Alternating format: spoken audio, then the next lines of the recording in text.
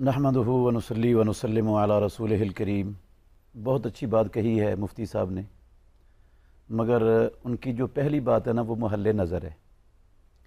कुरान मजीद में अल्लाह मालिकुल मुल्क ने फरमाया वलाक़द यस्सरनल कुरआन लिद्दिक्र फहल मिन मुद्दकिर। हमने कुरान को नसीहत के लिए आसान कर दिया है कोई इस कुरान से नसीहत हासिल करने वाला?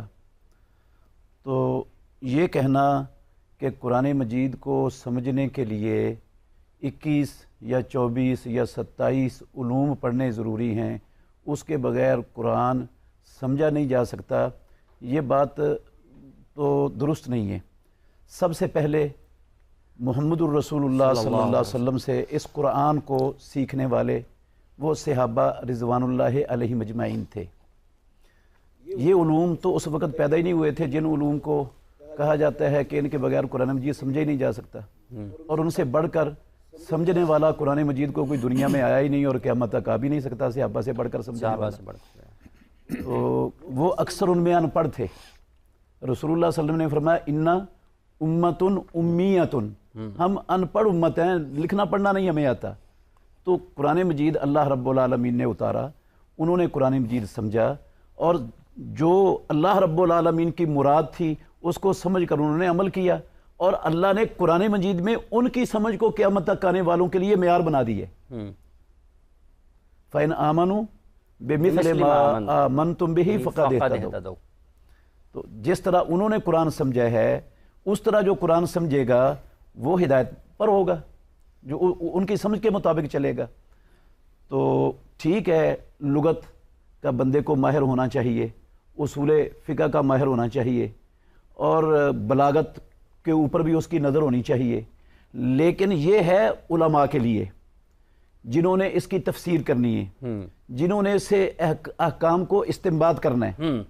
अलबत्ता जो अवामुन्नास हैं जिनके पास ये अरबी ग्रामर, लुगत और ये अपना बलागत और उसूल फ़िक़ह और उसूल हदीस, ये बड़े बड़े जो उलूम है ना, ये पढ़ने का जिनके पास वक़्त नहीं है, अगर वो कुरान मजीद से रहनुमाई लेना चाहें तो वो ले सकते हैं। अल्लाह ने उनके लिए आसान बनाया है।